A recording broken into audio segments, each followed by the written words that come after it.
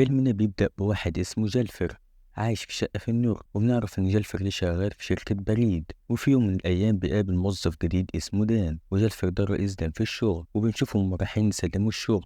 ولكن بيقابلوا واحدة اسمها دارسي، وجلفر كان بيحبها زمان لكنه ما اعترفلهاش بحبه. وفي نفس اليوم دان بيقول لجلفر إنه بقى رئيس قسم البريد، ودان بيقول لجلفر إنه بيخاف يتكلم مع الناس ومفيش حد بيحترمه، عشان كده عمره ما هينجح في حياته. وجيلفر بيزعل ويسيب المكان ويمشي، لكن بيلاحظ ان داكس لسه شغالة في المكتب بتاعه وما روحتش، ويبقى عايز يطلب منها انهم يخرجوا سوا، لكن ما بيقدرش يكلمها. وبياخد ورقة من على المكتب ويمشي، وداكس بتقول له انها بتكتب مقال ومحتاجة مساعدته، وهو بيوافق ويجمع المقال من على النت. وتاني يوم في الشغل بيدي المقال لدارسي وبيعجبها المقال، وما تعرفش انه واخده من على النت، وبتطلب منه يروح لمثلث برمودا ويكتب مقال عن السفن اللي بتختفي. وتاني يوم جيلفر بيسافر برمودا وبياخد مركب، والراجل بيشرح له ازاي يستخدم المركب، وبياخد المركب عشان يروح لمثلث برمودا.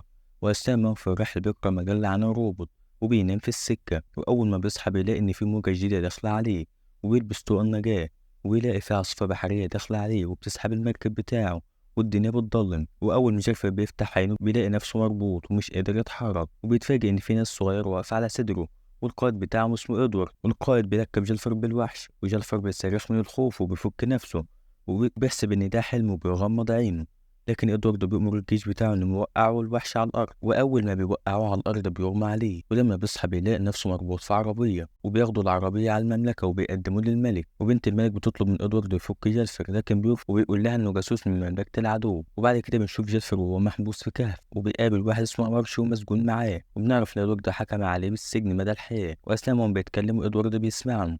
جيلفر بيقول عليه الحمار الاعرج، لكن ادوارد بيهدده بالسجن مدى الحياة. جيلفر بيقول ان الحمار الاعرج دي معناها انك بطل شجاع، وادوارد بيفرح وبياخد جيلفر ويربطه بالآلة عشان يحرق له الارض. لكن بيسمعوا جرس من القصر، وبيعرفوا ان العدو هجم عليهم وحاول يخطف بنت الملك وولع في القصر. لكن ادوارد بيجري بسرعة وبيأمر الجيش بتاعه انهم ينقذوا الاميرة، وهوارش بيطلب من جيلفر انه ينقذ الاميرة، لان ادوارد مش هيعرف ينقذها في الوقت ده. جيلفر بيرمي الحراس وينقذ الاميرة، لكن النار بتبقى محاصرة الملك والسكرتير بتاعه. وجلفر بيقلع البنطلون ويطلع المساعد بتاعه عشان يطفي النار وينقذ الملك. والملك بيعمل حفلة وبيعزم جلفر وورشه عليها، وبيسأل جلفر عن بلده وبيجاوبه. والناس بتحسب ان جلفر ده كان ملك المدينة بتاعته لأنه شخص شجاع. وجلفر بيفرح، والأول مرة في حياته بيحس انه بطل، وبيستغل الفرصة وبيقول لهم إنه كان ملقب بأعظم رئيس، والناس كلها بتصدقه ما عدا إدوارد. وتاني يوم الناس بتبني بيت كبير لجالفر عشان يقدر يعيش فيه، والملك بيبعت الجيش بتاعه يدور على المركب بتاع جالفر. وجالفر بيبني لهم مسرح كبير وبيعرض لهم قصة تايتانيك، وبيقول لهم إن دي قصة حياته، والناس بتستغرب من الحياة اللي كان عايشها. وإدوارد بيسأله هو إزاي لسه عايش بعد ما غرق. جالفر بيقول له إنهم عملوا له عين عايش. وبعد كده بنروح لورشه وبيطلب من جالفر يساعده يقابل الأميرة، وجالفر بيوافق وبيروح له القصر. وجالفر بيبقى مستخبي وبيملي له أغنية رومانسية وهو بيقولها وراه، والأميرة بتعرف حبه. لكن إدوارد بينادي عليها وبيقول لها إنه المفروض يتجوزها عشان هو أشجع واحد في المدينة، لكن الأميرة ما بتحبهوش.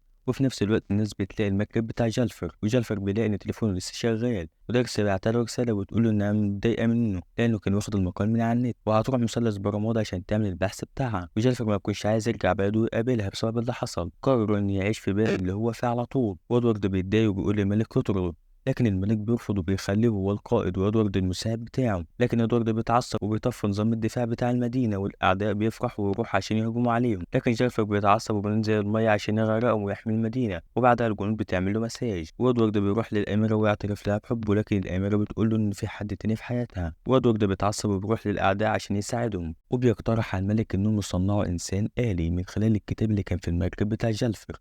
والملك بيوافق. وبعد كام يوم العدو بيهجم على المدينة، وجالفر بيتفاجئ من الروبوت اللي بيتحكم في ادوارد. وجالفر بيتحداه لكن ما بيقدرش عليه، وبيعترف للملك انه كذب عليه لما قال له انه افضل رئيس في المدينه. وادوارد بيبعت جالفر لجزيره بعيده يعيش فيها العمالقه، وفي بنت صغيره بتاخده عشان تلعب بيه. وفي نفس الوقت ده العاصفه بتبعت دارسي لنفس المكان اللي كان فيه جالفر اول مره. وادوارد بيعرف ان حبيبه جالفر، وبيحبسها مع الملك ومراته بعد ما هزمهم. وهورشو بيروح للجزيره اللي فيها جالفر عشان يرجعه، وجالفر بيلاقي في لبس طيار جو وبياخد المظله بتاعته عشان يرجع بيها.